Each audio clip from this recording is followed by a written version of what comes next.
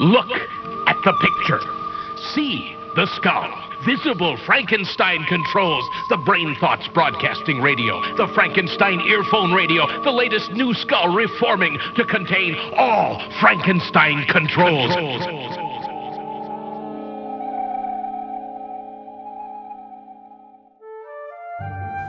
Hello! How are you? It's so typical of me to talk about myself. I'm sorry. I hope that you're well. Enough talk. Stop talking! What do you want? We've been playing a lot of Oblivion. Welcome to Frankenstein Control. It's the Oblivion episode. Yes, it It is. It's our Oblivion minisode. I've dubbed it as such just now. This is our this is Frankenstein Control minisode 4 Oblivion With B. Ryan Taylor. Horrible creatures. I avoid them whenever I can. Yeah. So any of you uninitiated to the wonderful game Elder Scrolls 4 Oblivion and all of its many Eccentricities. and idiosyncrasies and loveliness. This might be a boring episode for you. That's why I dubbed it a minisode. All right. But we're going to talk about it a lot this time around because it's just me and B-Rye kicking it loose style this week. Ha-ho-hey! So B-Rye, how you been? How's this week been? I heard before we get into the Oblivion beats of it all, I heard you caught a movie. We did. We watched To Kill a Mockingbird. Thanos was unexpectedly in there and he killed everyone. So I guess Thanos is how you kill a mockingbird. Ah, well, He was stopped by Boo Radley, who beat him to death with a shovel.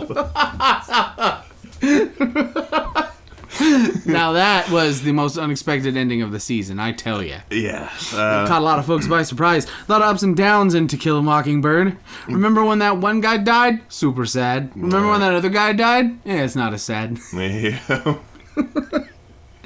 You know the one. Remember when the thing happened? That thing. All I remember is the segment of that book that I read where some guy who was like the town disposal dude, I guess you could use the term garbage man, but I don't know if they had those when that book took place.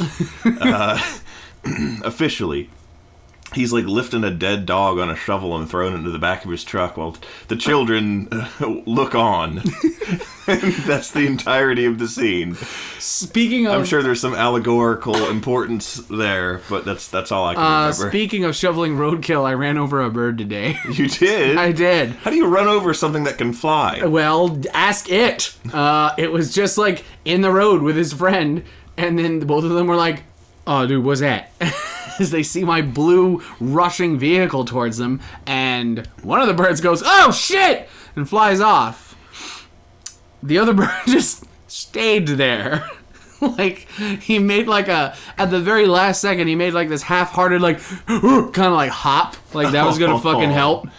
And then it was just... Oh. And all I could do was look in my rearview mirror and see the Looney Tunes-esque explosion of feathers behind me. And all I could just say was, "God damn it, you fucking idiot." That's so sad. Like... I mean, you tried your best. You can't, sometimes these things happen. I mean, I think that's just natural selection. Did I ever tell you about the time? No, actually, as a matter of fact, I'm quite sure that I've never told you about the time that I was on it was a camp that I went to, a summer camp. A Vietnamese prison camp. Yes, where we did arts and crafts and they shoved bamboo under our fingernails. I mean, that was just part of the fun. It is. That wasn't even the torture part yet. It's good team building activity. Anyhow, summer camp. I went to a whole bunch of summer camps when I was growing up, and they were generally close to my house, in Severna Park, and it would just sort of like be a day camp thing. My parents would drop me off in the morning and pick me up on their way home from work. Mm-hmm. And they would take us places, and we'd ride on, a bus. And we'd go to the aquarium, or we'd go to some park, or we'd go to laser tag, or something like that. And our bus, one time, ran over a chicken. Why did the chicken cross the road? It didn't. It got ran over by a summer camp school bus. Oh, no. Did you at least eat them? No. No! It was in a busy intersection, and we were just like, a bunch of cars, including our bus, was stopped at this intersection. I can actually show, if you ever come to Maryland again next time, I can actually show you where it was, because it's pretty close to my parents' house. There's a memorial erected to Chicken Boy. There's one of those crosses you see at the sites of, bad accidents, and it just has a framed photo of a chicken. A black framed photo of a lovingly shot chicken. Yeah. Oh, my God. With, like, a few months before he died to the, like, his actual date of death. It's like laying down in, like, a yard or something with its wing tucked under its beak chin. It's just like, what you thinking about? Anyhow, it was just like, we saw this chicken on the side of the road walking, pecking around back and forth as they do. Mm-hmm. And it walked forward, and I was like, I wonder if the bus is going to hit that. And we heard, and I'm pretty sure there was even a cartoonish, and then a whole bunch of feathers flew by the window. And that's really funny. While I was always a sensitive boy who was upset at the deaths of animals, and still am, not so of unpleasant people. There's nothing wrong with killing unpleasant people. That objectively makes the world a better place. Anyhow, I was saddened, but the comedic just fallout of this happening was impossible to ignore, and I'm pretty sure I laughed really hard. It's a chicken. I mean, don't kill him on purpose unless you're going to eat him. Yes, but the loss of one is hardly a tragedy. Besides, besides the common, like, oh, a living light was snuffed out just now. Yeah, but then also, look at those feathers. Yeah, oh, it happened in like the funniest possible way, and that I appreciated that. Speaking of dying in the funniest possible ways. Oblivion. Yes. Back on track. So after we do have a paid sponsor tonight. I want to make sure I get that. Oh my God! For our minisode? Yep. Holy shit! We are brought to you tonight by the Copious Coin Purse. What kind of deal can we make for you today? We're located on 2nd Street in the Imperial City Market District. And by that I mean 2 blocks from the waterfront in a warehouse in Baltimore, Maryland, near where Divine used to live. Come on down for our Mother's Day sale now through the end of the month. Absolutely nothing we sell was looted off of corpses. Whatever gave you that idea? Well, so thank you to... what the hell was his name? Thorinir, yes. Thank you, Thorinir, for sponsoring our show today. Yes, thank you, Thorinir. And, where you get those well-priced goods. Our little secret. Mm-hmm. There's a blue sword in it for me if I keep my mouth shut, so... Yep. Gonna just do that. Anyhow, back on track to Oblivion. It is a very important game for me. It's a very formative game in turn, because it's all we had for years and years, for one thing. Yeah, pretty much. If you wanted to... I mean, it was a launch title for the Xbox 360, if I'm not mistaken. It wasn't a launch title. It was shortly... The 360 had been out for a while before that was revealed. Huh. But it was, like, all of the features that were supposed to be new, and some of them came to pass, some of them did not come to pass. But I remember thinking looking at the screenshots and thinking, my God, these graphics, it's fucking great. I can't wait to play this. This is gonna redefine the RPG genre. Look at these people. They don't look like horrible putty men at all. Yeah. Well, I remember that at the time. In an Elder Scrolls game, the previous one was Morrowind. Mm-hmm. The very fact that characters walked around with weapons equipped and you could see the weapons sheathed on their hip was like a big deal. Oh, is that like not a thing in Morrowind? In Morrowind, you're just you're unarmed and then you pull out your sword and you go from standing there wearing clothes to having a sword in your hand. And when you put the sword away, you just sort of tuck it into your pocket, I guess, and it just disappears. And you sound it back up into your body. Oh! Yeah, basically. So you kind of have to use your imagination a little more. But I remember thinking that was really cool. But Oblivion was a hugely formative game for me for years. But if you ever wanted if you wanted an RPG or, a game to play in which you could create your own version of some character that you liked from something and play in a style that was evocative of that, it was pretty much your only choice. Yeah, there wasn't much other kind of way to go about that kind of thing, yeah. There was Fallout 3, but made by the same people, suffered from many of the same... same problems. Same myriad problems. Yep. But, I have periods of my life associated with Oblivion. I have songs associated with Oblivion. Oh, yes. It's and not just the doofy songs from the soundtrack, the flute music and town stuff, and the battle music that would play and not quiet down even after you saved and loaded the game. And be like, what the fuck? Why is this? Why am I hearing battle music? Nothing's attacking me. And you wait for 20 goddamn minutes and a mud crab crawls out of the bushes. You cannot fast travel with enemies nearby. That's really irritating. But so Oblivion, it's a good game for its time, and it's still part of it still holds up. But what I was going to say was, what it is perhaps most known for is just how unbelievably goofy it was. Yes, that is by far the most redeeming, or the longest lasting quality of that game. Is that, sure, the graphics went sour real fast, the gameplay elements were bested by other titles, subsequent titles and other kinds of things in the future. But the one thing that keeps me coming back to Oblivion, at least, is how fucking goofy it is. Yes. It's just so raucously hilarious system-based humor that I can't get enough of. It's really funny. The a particular few things come to mind. First of all and foremost, the character creator was very First off, hey, how do you make the world's most perfect character creator? I know! Put a fucking fisheye lens right dead center of your character's face. That won't distort anything when you're finally pulling out of character mode and your character looks completely goddamn different than how you got set up.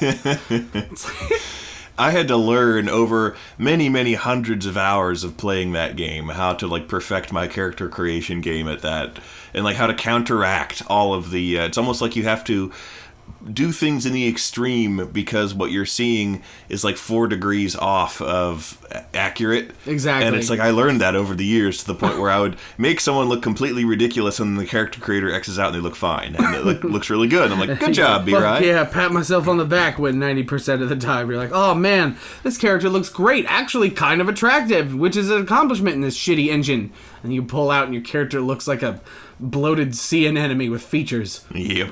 It's the worst. I do have to say our boy Luke came up with a really good technique for making terrifying looking characters. If you make an orc and you make his skin color, because you could customize a lot of different things in the Oblivion character creator that no other character creator that I've seen yet allows this degree of control over weirdly specific things, but not other more relevant things. Yeah, for example, you could control your character's skin color, and not just by choosing shades of light or dark, but reds and greens and yellows and blues, and I do mean vibrant red, and you could make a green man for no reason and walk around and everyone acted like you were normal. That's the thing, is no one ran away from you screaming. You could produce a ridiculous looking abomination and walk around and everyone would treat you as if it was perfectly normal. No one would go, Jesus Christ, what is wrong with your face? By the 9 divines! Yeah. Look at him! I maxed out the pale, and my character glowed white, and it was painful to look at, physically painful for me to look at. Well, it also helped that game was so saturated with bloom, because it's like a new kid who discovers the newest brush and kid picks. Of course they're gonna spam it fucking everywhere, and that's exactly what happened in that game. So anytime you made something even vaguely pale, it was like a fucking lightsaber just glowing in the daylight. You're like, what is wrong with you? It was funny. Oh, but what did Luke do? Luke figured out you could if you made an orc whose default skin color is green, you could up the red and brown and basically make a red orc. Oh. And they would get so red and black that all you could see sticking out of the character model was the hair, the sharp teeth, and the eyes. Oh god, the reptilian orc eyes. Yeah, the orc eyes. They're more like Gorillian. They're like gorilla kind of eyes, where they have the black sclera and the golden kind of iris, and it's all spooky looking. Yeah. It's just whoa. So You could straight up run around in a loincloth looking like an Oni from Japanese mythology, beating people to death with a spiked club. That is true. The one of the clubs in that game, one of the only clubs now I think about it, it does look like a kind of like a what is it, a konbo? A kanabo, or an Oni club. One of them Japanese ogre types who have the spiky club. Yeah. And it looks a lot like that, so you just go around wailing on people in your underpants. Unless you have a nude mod, in which case you got a red swanging dick. I always download the nude mods because there's nothing funnier than stripping your dead opponent of all of his belongings and then just this gross erect penis. It's just pointing right at you. You go, ah! And it just, after a while, it just sort of convinced me to just leave my fallen opponents with their dignity. Yeah. Because I'm just like, I can't do this. I can't keep doing this to people. I'm going to get tracked. Their dicks point like a divining rod towards their murderer.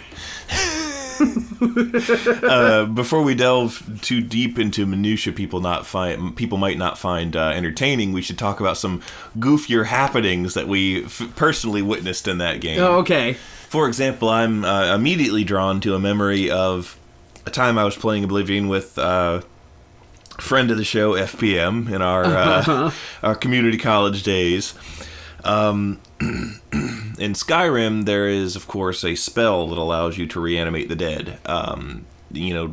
Reanimate a dead body to fight for you for a brief period of time. Yeah. And you can sort of, look at me, I'm a necromancer, I can do this. This is how you roleplay necromancy. In Oblivion. Not so. Well, there was a staff. Yeah, that's called the Staff of Worms. You got it at the end of the Mage's Guild questline, and it was the only item in the game that possessed a spell that could do that. And you could raise a dead body infinitely as many times as you wanted, and it would just walk around like normal with glowing pink eyes for some reason. And when the spell wore off, which I think had a duration of 30 or 60 seconds, the person would flop very hard and fast onto the ground and ragdoll and just be dead again and go, ha! and while they were alive, the game didn't quite know which of their actor scripts to enable and disable. So sometimes they would walk around and almost initiate conversation with other people as if they were a normal NPC again, but sometimes they wouldn't, and they would just do various weird things. One of the actor scripts that town guards and Imperial soldiers do is, they serve as the police of the world in which Oblivion takes place. So if you committed a crime, if another NPC commits a crime, they are arrested or Stop accosted. right there, criminal scum! Exactly, as most people are familiar with Oblivion, are familiar with... At the very least, familiar with the tenacity of the Imperial Guard. Wes Johnson, by the way, who voices the Imperial Guards, is a stand-up awesome dude. You met him at AwesomeCon last year. He was a super charming, super avuncular, friendly guy, and very, very, handsy-outsy with the laughs and the, very, when you ask a voice actor to do something they've done a million times, they're like $50. Yeah, but he would just do it apropos of nothing because it's funny to him. Oh, that's good. I'm glad he likes this line of work. Yeah, and he just yells, "Stop right there, criminal scum!" And he'll be a cop someday. Just wait. I really hope that he did like a celebrity ride along or something. That I don't know. That'd be great. Anyhow, so FBM had killed probably a bandit, and also while we were out in the wilds, an Imperial Forester who has they're rarer than a regular guardsman, but they have the same actor scripts and dialogue, and you can be arrested in the middle of the woods by one. It's happened to me. Oh my god. I'm taking you to woods jail. You get locked in a tree. You get locked in a log cabin with bars on the door. And he just has a Ranger Rick flat brim hat, but with like chainmail and armor underneath. But no, there was like a bandit in the middle of the woods. FBM killed him, and then an Imperial Forester walked up, and he just killed him too for no reason. And then he used the Staff of Worms to reanimate the dead guardsman, who stood up And as he wandered around dumbly for a few minutes, as the zombies often do. And then he detected the dead bandit and walked over to the dead bandit. And I guess one of his guard scripts triggered, and he knelt down to check the pulse. Because if you commit a murder in town, a town guardsman will come over and be like, "There's a killer about." And as he like feels their pulse, and he's like, "My God, by the 9. I'll find whoever did this." So the dead forester reaches down, touches the body, stands up. "There's a killer on the loose. I'm going to find whoever did this." And then falls over dead himself again because the spell wore off. It was so funny. You just can't make that up. One of my favorite bits I ever witnessed was I was in like Shadenhall or Leyawiin. I think it was Leyawiin. I saw 2 people talking, and that's kind of what the beginning conversation a little bit was influenced by. Was this conversation I witnessed where I walk up, like I'm just walking around town, and then these 2 people talking, and one says to the other, "Good day." "Hello." Like both of them cough at each other, and then, "I hope things get better. Goodbye." And it's like, what the fuck did I just witness? What are you people doing with your lives? I don't know you, and I don't care to know you. Man, there's so much goofy shit. You can just not even pull yourself. You just have to witness it. You really do. Go around town and you see people acting a fool. You do. And it's so great because all of it is unintentional. And I think that's what makes the game so great. Is that it's kind of like watching. It's like well, not this level of badness, obviously, but it's kind of akin to watching The Room. You know, these people made. Well, this man. In The Room's case, but these people made this game. In all honesty, they were trying to make the best damn game ever made, and they're like, "This game's great. It'll fucking change the world." And you just have people coming up, like, "How are you today?" "Stop talking." Yeah, exactly. You have that shit, and like. It's just so silly. They tried so hard, and it's so silly. I saw people amicably begin conversations with one another, seemingly happy and on good terms, and then abruptly end the conversation in an angry tone for no reason. I also like when people, clearly there's, like, a line misread for a lot of the different characters in that game. Because they spent the entire voice acting budget on getting Sean Bean and Patrick Stewart. First off, it's Sean Bean. Secondly, go on. Because Patrick Stewart voices the Emperor, who dies in the very beginning of the game. Like first 10 minutes, easy. So he's like, "I'll be off with 40% of the voice acting budget."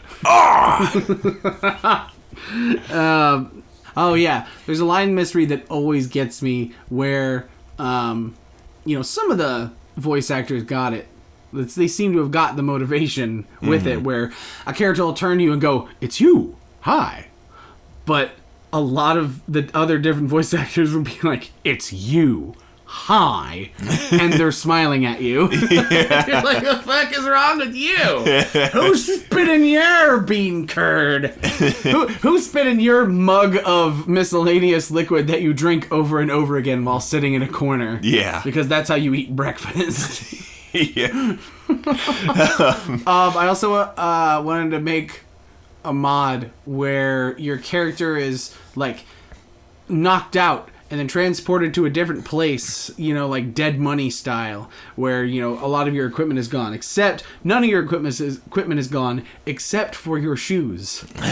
And the majority, like, huge spats of this dungeon that you have to find your way out of are just covered in Legos on the floor. Oh, you step on them. As you're stepping on them, you see your life bar just slide down faster and faster. Ooh. Whoa. Okay, we gotta discuss wow. So I guess when they wrote the dialogue for the game, they were like, okay, well, we need some noises for people to say or exclaim in combat. And there's a series of noises that they have for when you take damage or when a character is hurt or injured. And what I'm sure that they did was they had the same list of words for use in those scenarios, and they had each of the voice actors and actresses for the game just do a read of those words, and they'll just come up at random when they're triggered. And one of the some of the words are like "ooh" or "ow," and one of them was like "whoop." One of them is "whoa." Like, I guess, you could say that if you narrowly dodged a sword strike or something. Or something. Theoretically. The woman who voiced the Argonians, those are the lizard people, they naturally have a sort of a gravelly voice like this. Well, no, like, all of the Argonian men have a weird accent, and they talk like this. All that kind of shit. The female But then the Argonians, females are just like, Hello, how you doing? they just have like a smoker's voice. Everyone in the world has an aunt who sounds like one of the Argonians. The female Argonians. You're getting so big, Jonathan. Look at you. You're huge. Yeah. Man, come here. Come. I got $1 for you. Come closer. I got $1. Yeah. Give Auntie Toadvina some sugar. but they sound like that instead of having the accent. Nobody knows why, and it's the same for the Khajiits too, because they were both voiced by the same one male and one female voice actor / actress. Yes. And so anyhow, the way the Argonian / Khajiit female delivers the line "whoa" is she just goes "whoa, Wow! And typically speaking, when you kill an Argonian female character, they 9 times out of 10 they'll go "whoa" when they die. So that just killing any Argonian, that noise is immediately associated with Argonian murder. Just why would someone, as they die, the idea of their last word being "whoa"? You know, B-Rai, I'm gonna write that on your tombstone. Last words. Please Wow. do. You have my permission to do that. I'll make sure it supersedes anything Lissa puts in the will. Okay, good. Finally, some power. Yes. Speaking of killing people, we have to talk about the death spell. Okay, yes. In that game, you can craft your own spells, which is kind of like It's a feature that I really wish they'd kept in the series. Yeah, they don't have it in Skyrim anymore, but they did have it in Oblivion. And In what Morrowind. you're about to describe, B-Rai, is probably why they don't have it in Skyrim. Yes. So, if you're familiar with games like the Elder Scrolls series, a lot of times there's magic spells in there that can do anything from cast frost or electricity or fire damage at enemies to, healing spells for yourself and all of that.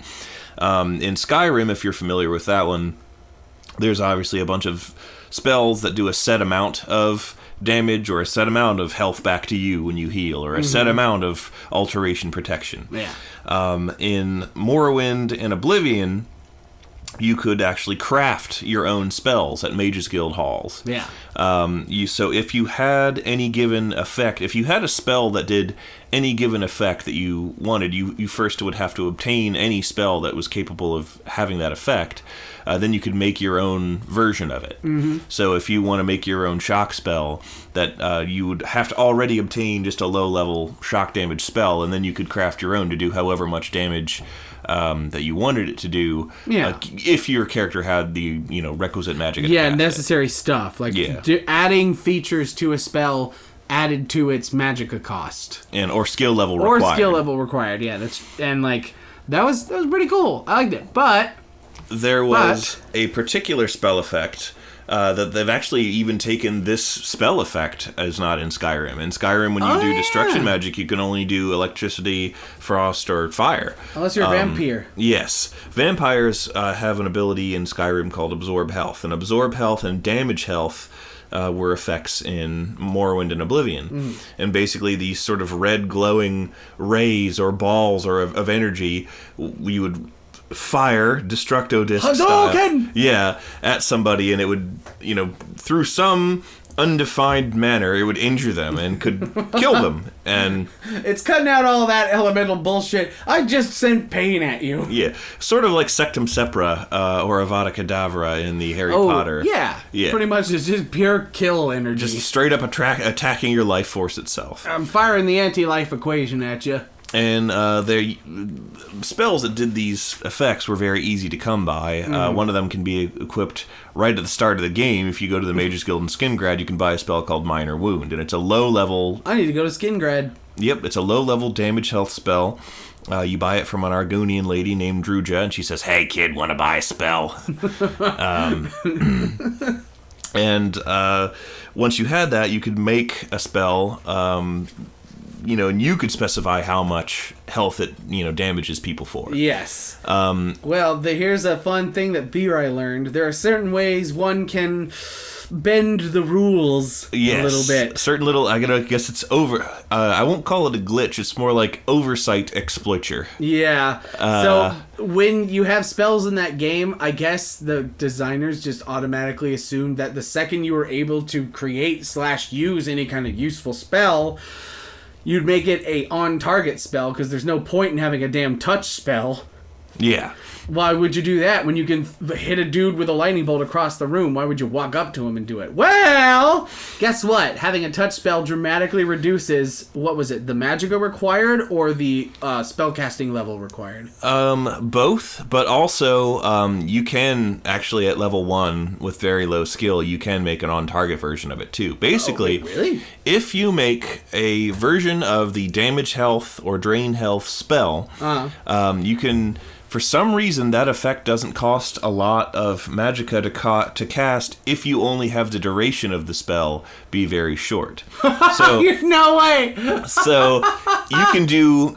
The way you make the death spell is you do 100 points. That's maxing the slider out of damage. Generally, this would cost an astronomical amount of magicka to do 100 points of any kind of magicka damage. But the fact that you cut the duration down so short to 1 second means that almost anyone can cast it, and it only at the most I've ever had it cost me is like a quarter of my total magicka.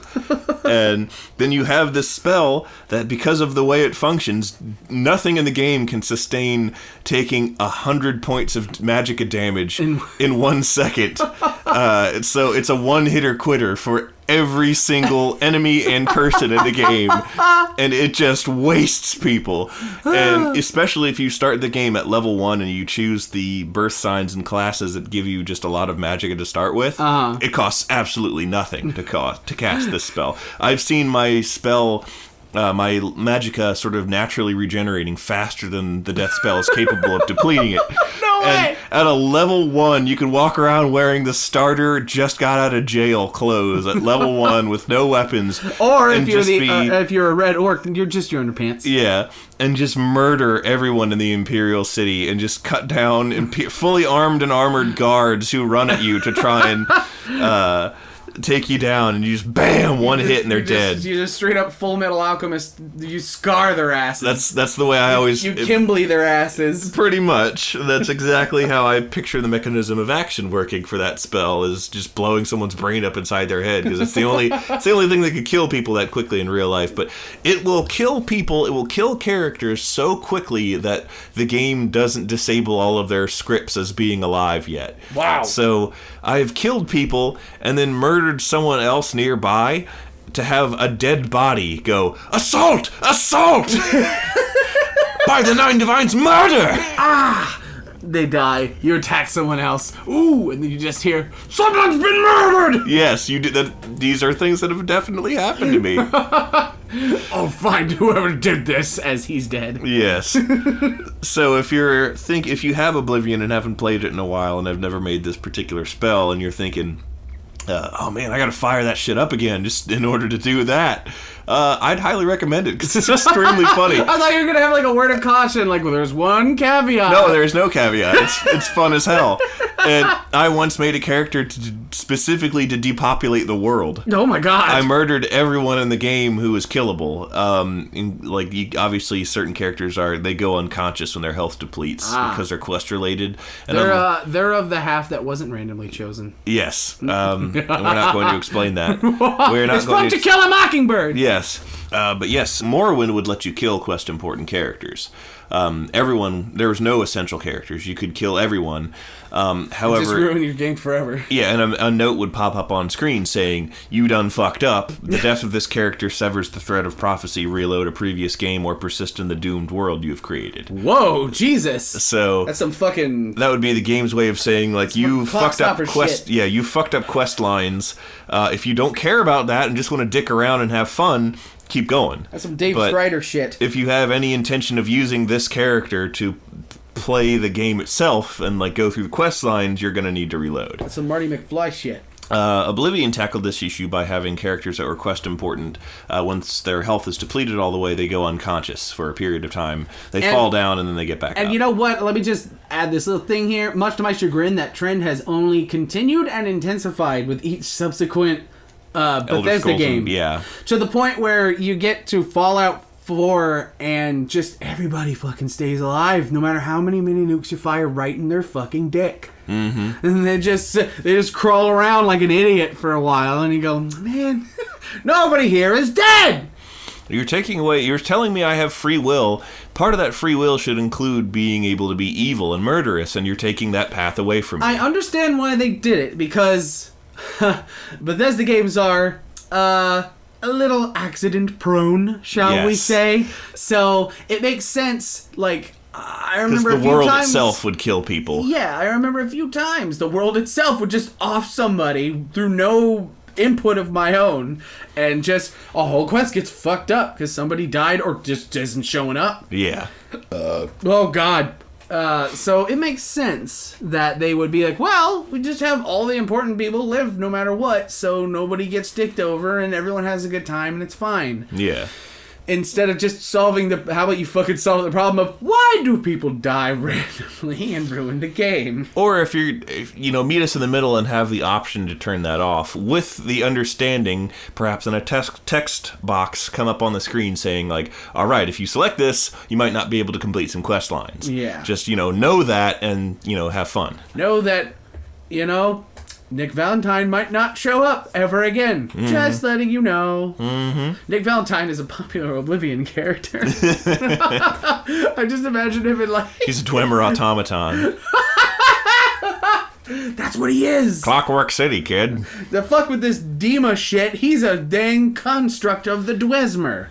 I'm not talking about something that was funny that's happened in Oblivion before, but just with the death spell, just the rapidity with which you are able to dismiss people that is such a fucking cold way of putting it, V-Right. Yeah, God.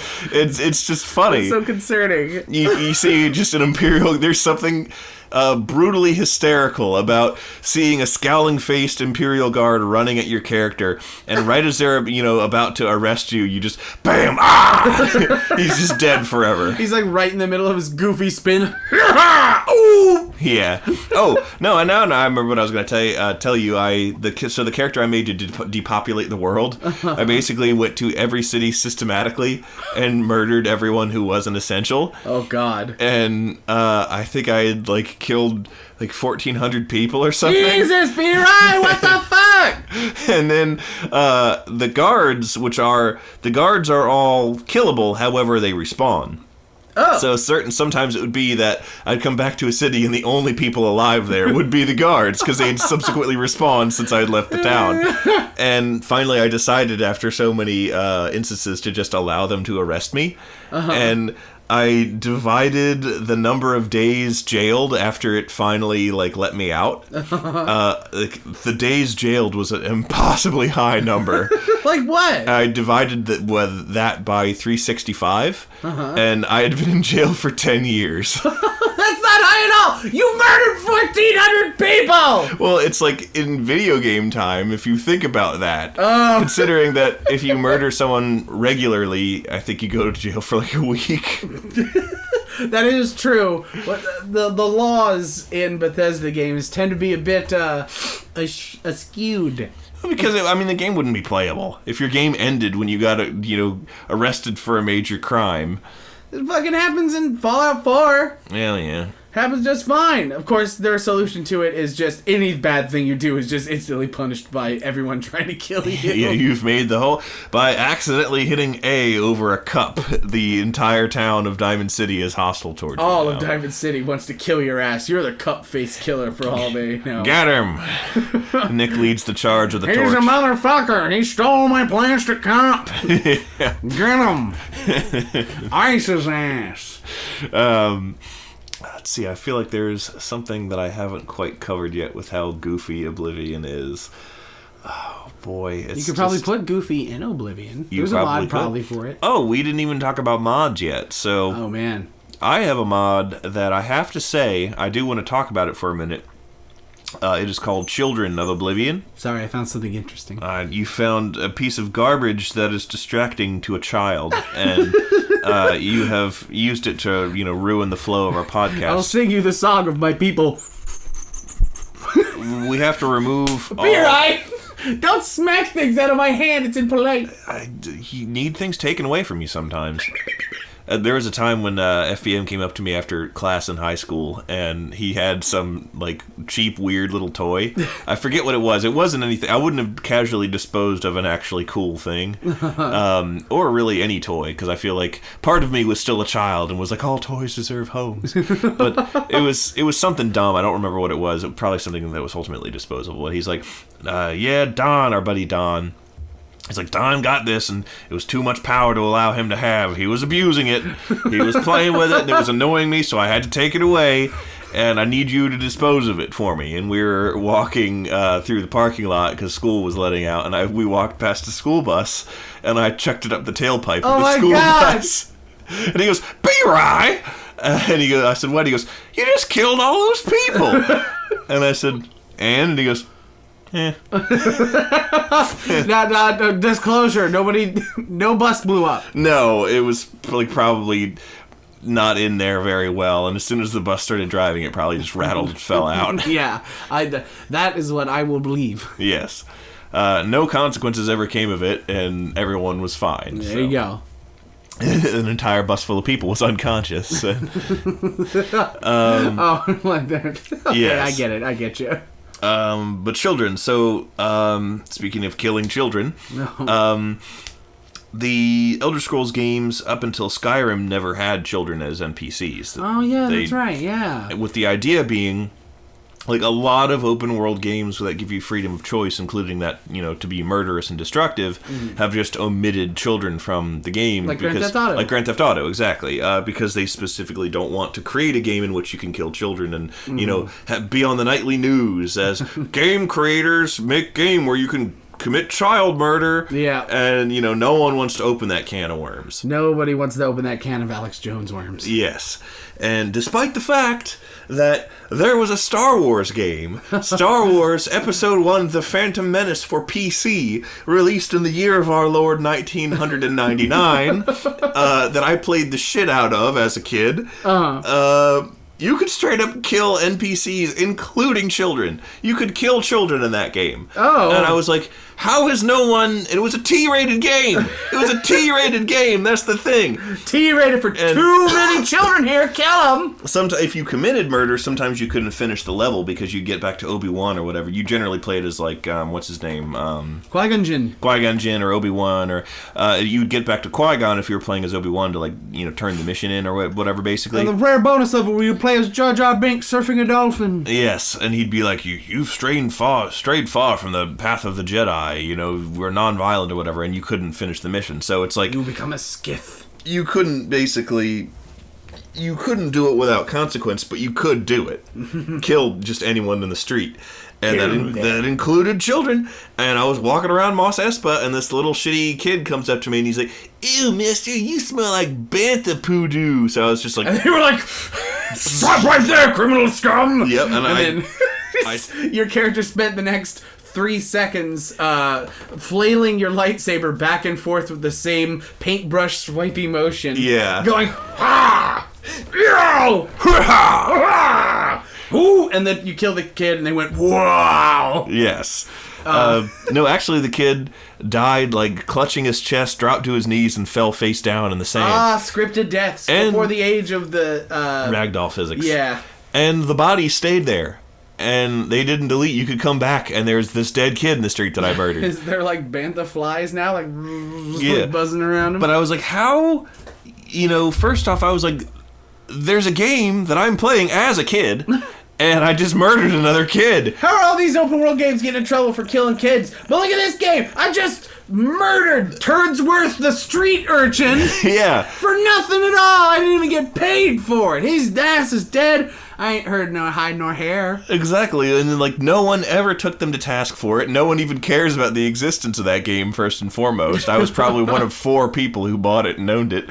But that game existed, and you could do that, and there were no consequences for the developers. And to this day, that has baffled like me. Like I still feel a little bit like maybe that game was a cursed item or something, and because no one else I've ever met has played that game or remembers its existence, and I played it a lot, so I know it definitely existed, and I did that a lot. I murdered people constantly in that game for fun. B-Rai, maybe that game never existed, just like every time you come over to this house with the microphone on and you record an episode, you never know that I'm not here, B-Rai. I'm not here. I'm all in your head. In your head. Just talking to myself. In your head. Anyhow, it is worth noting that a lot of they solved the issue in Skyrim by just making the children essential, as they have done so for many other, and that seems the obvious solution to begin with. I don't even think the kids take damage. They can't. In horrible dragon attacks where, the land is besieged by flame and, just a pillar of death erupts from the sky, leaving all the townspeople just as burning husks on the ground, and the kids are just walking around like nothing happened. I have witnessed a Nord child wreathed in dragon flame. Just going, ow, quit it, get away, bully, I'm gonna have my dad beat you up or something. Children really are our future, because they're gonna be all that's left. Figured, yeah, in the Elder Scrolls universe, essentiality wears off around age 15. Then you become mortal. Anyhow, what I was going to say was I just downloaded a mod that adds children to the world, and there are scaled down versions of people wearing children outfits. Oh God! And they all have the same voice actor, and it was the kids of the person who made the mod. Oh. And it's kind of cute. All things told, they did a passable job, considering that every other asshole in that game has the same voice. I think I can cut them a break in that department. Ooh! And it also made some people have babies and stuff just in their house. Oh. In a cradle or whatever. I thought you meant giving birth in the street. No. They can't do that. But I have to say that they don't underestimate the modding world, B-Rai. Yeah, I'm sure there's some pretty dark rabbit holes you can go down. Don't Google that, kids. But anyhow, just doing that, and there's in Skyrim there's 3 kids total in the game. And this mod comprehensively examined married couples in the game that are young enough in appearance to have kids, and just gave them a couple kids. And that's a realistic take on they added children to their household that look like those characters. That's pretty cool. And just that little change makes the game world, the 12-year-old bad graphic-y glitchy game world of Oblivion, feel less dead and sterile than some titles that are out now. And it's just interesting to note that. Huh. So that's what you need to do. The moral of the story is, if life seems empty, fucking get a kid. Yep, and have a child, folks at home. All those things telling you don't do it, it'll ruin your life. That's just a lie. Well, a kid won't ruin your life. A kid will come over and just, take away all your dreams and make you feel awful every day. And make it so that you can't ever have time to play video games. Yep, you'll never be able to play Oblivion again because you got the best video game ever, Parenthood. So you want to look at your own reflection in the mirror and go, ooh! Now even you know I am a menace. I hand you the secrets to save the entire human race and the entire universe.